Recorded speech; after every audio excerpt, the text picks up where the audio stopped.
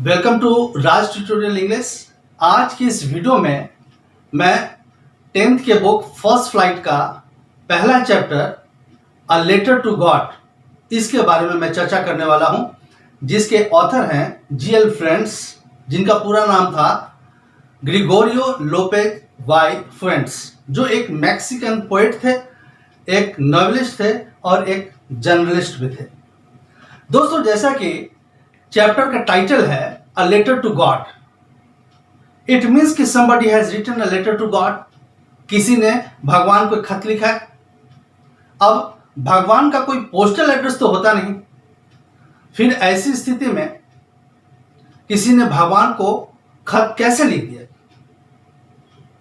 आपको बताऊं कि ये स्टोरी जो है, it is all about the unflinching और unshakeable belief in God. It is about childlike belief in God. It is about faith in God. और इस कहानी में हम इसकी डिटेल बात करेंगे जब हम इसकी हिंदी समरी शुरू करेंगे। इस बारे में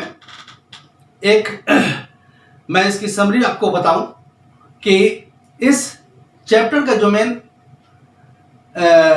जो प्रोटैगनिस्ट है वो है लेंचो। लेंचो वैली के सबसे ऊपर पहाड़ी पे रहता है और एक बड़ा ही हार्ड वर्किंग फार्मर है। इस साल उसके खेतों में बहुत अच्छी उपज हुई है, वो बहुत खुश है, उसकी पत्नी बहुत खुश है और इस बार उसे एक अच्छी आमदनी होने की संभावना भी है। यही सोच रहा है वो, और ये सोचते सोचते उसे ऐसा महसूस होता है कि बस एक बार थोड़ी सी बारिश हो जाए तो फिर हमारा काम हो जाए, हमारा फसल इस बार अच्छा होना ही है, और जैसे ही फसल अच्छा होगा मुझे ज़्यादा पैसे मिलेंगे और फिर हमारी सारी समस्या जो है वो दूर हो जाएगी। ये सोचते रहा सारी रात लेंचो, और सुबह में अचानक ही काले बादल आकाश में छा गए और बारिश शुरू हो गई। बारिश को देखते ही लेंचो बड़ा खुश हुआ।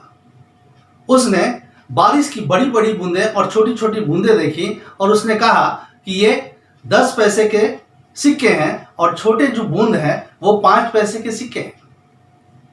उसके कहने का मतलब ये था कि ये सिक्के बरस रहे हैं आकाश से। जाहिर सी बात है कि जब ये छोटे छोटे बूंद, बड़े बड़े बूंद जब खेतों में जाएंगे, पानी डाल कर आएंगे तो फसल अच्छी होगी, और फसल जब अच्छी होगी तो जाहिर सी बात है कि उस दिन आमदनी लेंचो की अच्छी होनी ही थी। लेकिन अचानक ही थोड़ी देर के बाद ये बारिश जो थी हेल स्टॉर्म में चेंज हो गई। जैसे ही ये बारिश हेल स्टॉर्म में चेंज हो गई, बर्फ के छोटे छोटे टुकड़े सारे खेतों पे बिखर गए और थोड़ी ही देर बाद सारा खेत बर्फ के छोटे छोटे टुकड़ों से ढक गया। लेंचो के सारे किए कराए पर पानी फिर गया। उसके खेतों में जो खड़ी फसल थी, जो उसके साल भर की मेहनत थी, वो सारी की सारी मेहनत बर्बाद हो गई। वो बड़ा चिंतित हो गया। उसने सोचा कि यदि टिड्डों का दल भी हमारे इस फसल पर आक्रमण कर देता तो शायद साल भर खाने के लिए कुछ न कुछ तो बच ही जाता, लेकिन इस बार शायद लगता है कि खाने के लिए कुछ नहीं बचेगा और पूरे साल हमें भूखे ही सोना पड़ेगा। ये सारी रात सोचते सोचते अचानक उसके दिमाग में एक बात आई कि वह क्यों ना उससे हेल्प ले जिस पर उसे विश्वास है, और वह विश्वास भगवान पे। और यही सोचकर अगले दिन वो पोस्ट ऑफिस जाता है। वो मेहनती तो था ही, हार्ड वर्किंग तो था ही, साथ में वो लिखना भी जानता था। उसने एक खत भगवान के नाम लिखा कि मेरी फसल बर्बाद हो चुकी है और इन फसल को फिर से बोने के लिए, सो करने के लिए मुझे 100 पैसो आप भेजें, और आप भेजेंगे तो ही मेरी मदद हो पाएगी और मैं इन फसलों को खड़ा कर पाऊंगा, फिर दोबारा फसल खड़ा कर पाऊंगा और फिर मेरा परिवार भूखे मरने से बच जाएगा। यह खत जब पोस्ट ऑफिस पहुंचता है तो पोस्ट ऑफिस के सारे स्टाफ ये देखकर हंसने लग जाते हैं कि somebody has written a letter to God।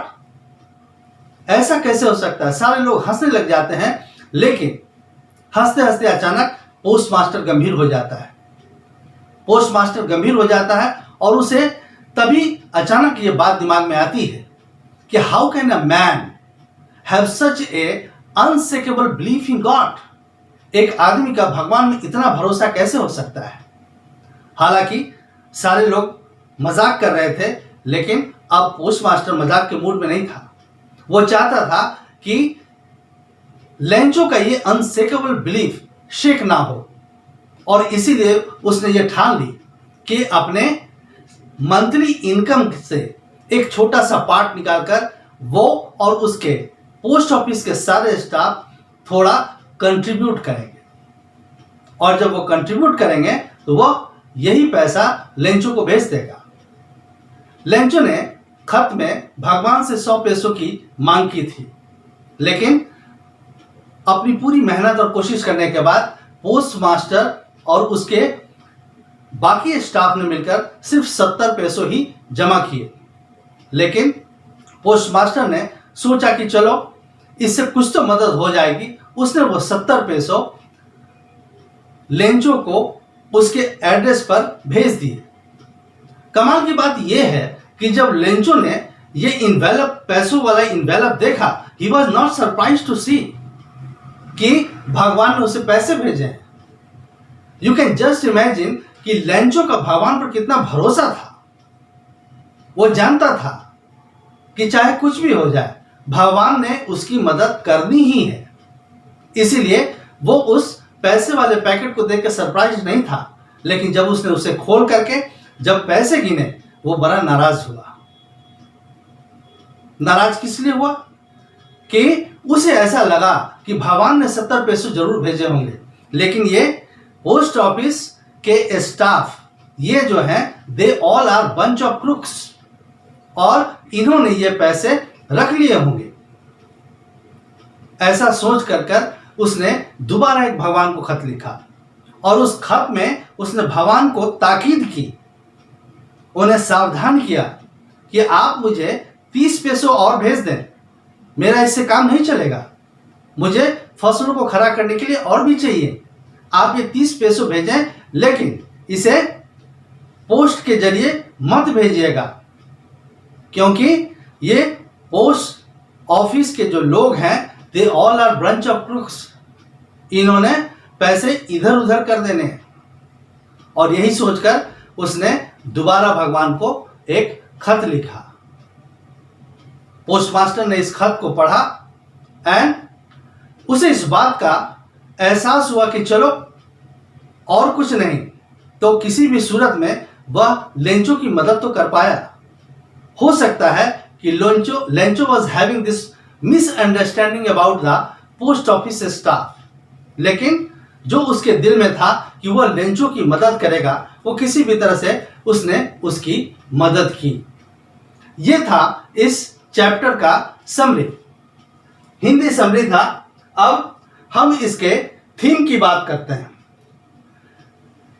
GL फ्लुएंट्स ने इस चैप्टर में क्या हाईलाइट करने की कोशिश की है, वो immense power of man's innocent faith in God, immense power of man's belief in God.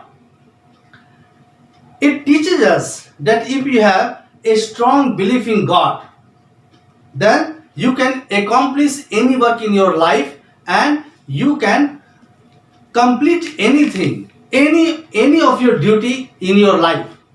It is all due to the unshakable belief in God.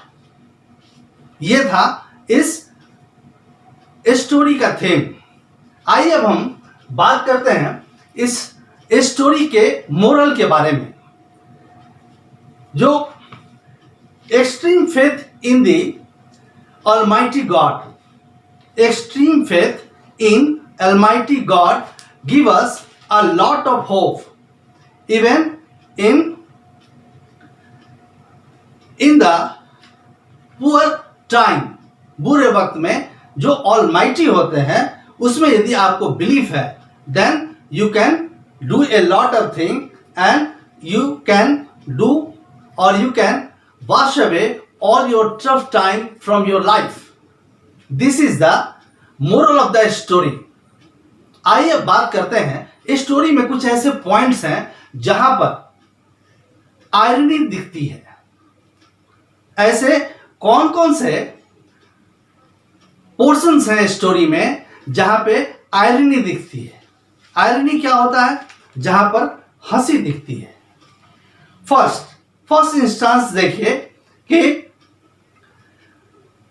Lencho के सारे खेत जो थे वो हेल स्टॉर्म के चलते बुरी तरह से नष्ट हो गए थे. इन नष्ट होने के बावजूद भी लेंचो ने एक लेटर भगवान के नाम लिखा कि वो उसे 100 पैसे भेज दें ताकि वो अपने खेतों को फिर से हरा भरा कर सके और अपने परिवार के लिए अनाज इकट्ठा कर सके. ये एक आयरनी थी. How can a man believe in God like this, कि अपने टफेस्ट टाइम में he just asking for money from the God. Second, in spite of helping a lot, हालांकि पोस्ट मास्टर और उसके लोगों ने लेंचो की बड़ी मदद की. In spite of that Lencho was telling to God that they all are bunch of crows. This is the second instance of irony in this chapter. इन दो चीजों के अलावा और कोई बहुत सारे इंपॉर्टेंट क्वेश्चंस नहीं है. ये थीम, ये मोरल, और यदि आपको इसका समरी अच्छी तरह से याद है, आई होप कि आप सारा क्वेश्चंस इसका आराम से कर सकते हैं. आज की वीडियो में इतना ही. अगर आपको हमारा वीडियो अच्छा लगा हो तो प्लीज लाइक करें, सब्सक्राइब करें. Thank you.